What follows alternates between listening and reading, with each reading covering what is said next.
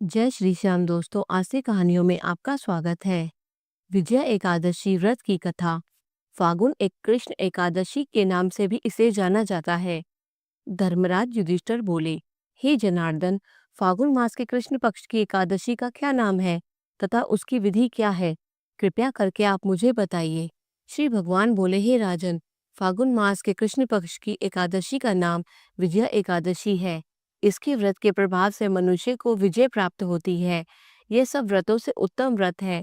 इस विजय एकादशी के महात्म के श्रवण व पठन से समस्त पाप नाश हो जाकर प्राप्त होते हैं। एक समय देवर्षि नारद ने जगत पिता ब्रह्मा जी से कहा, महाराज, आप मुझसे फागुन मास के कृष्ण पक्ष की एकादशी विधान कहिए। ब्रह्मा जी कहने लगे कि हे नारद, विजय एकादशी का व्रत पुराने तथा नए पापों को नाश करने वाला है। इस विजय एकादशी की विधि मैंने आज तक किसी से भी नहीं कही। यह समस्त मनुष्यों को विजय प्रदान करती है।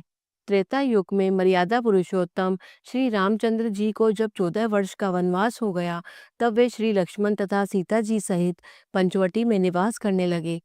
वहां पर दुष्ट रावण ने जब सीता जी का हरण किया, तब इस समाचार से श्री रामचंद्र जी तथा लक्ष्मण जी अत्यंत व्याकुल हुए और सीता जी की खोज में चल दिए।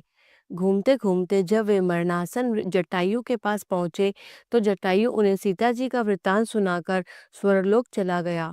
कुछ आगे जाकर उनकी सुग्रीव से मित्रता हुई और बाली का वध किया। हनुमान जी ने लंका में जाकर सीता जी का पता लगाया और उनसे श्री रामचंद्र जी और सुग्रीव की मित्रता का वर्णन किया। वहां से लौटकर हनुमान जी ने भगवान राम के पास आकर सब समाचार कहा।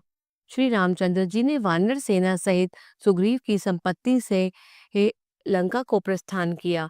जब श्री रामचंद्र जी समुद्र के किनारे पहुंचे, तब उन्होंने मगरमच्छ आदि से युक्त उस अगाध समुद्र को देखकर लक्ष्मण जी से कहा कि इस समुद्र को हम किस प्रकार पार कर सकेंगे।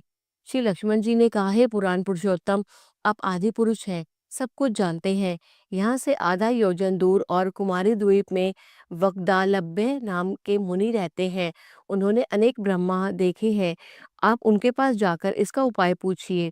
लक्ष्मण जी के इस प्रकार के वचन सुनकर श्री रामचंद्र जी वक्दालभ्य ऋषि के पास गए और उनको प्रणाम किया।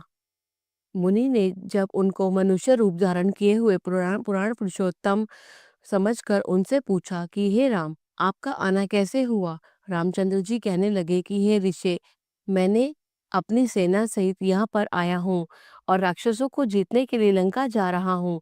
आप कृपा करके समुद्र पार करने का कोई उपाय बताइए।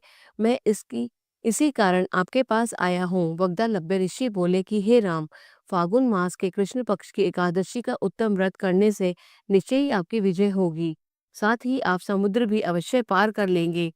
इस व्रत की विधि यह है कि दशमी के दिन स्वर्ण, चांदी, तांबा या मिट्टी का एक घड़ा बनाएं। उस घड़े को जल से भरकर तथा 5 पल्लव रख वेदिका पर स्थापित करें। उस घड़े के नीचे सतनाजा और ऊपर जौ रखें। उस पर श्री नारायण भगवान की स्वर्ण की मूर्ति स्थापित करें। एकादशी के दिन स्नानादि से निवृत्त होकर धूप, दीप, नैवेद्य, नारियल आदि से भगवान की पूजा करें।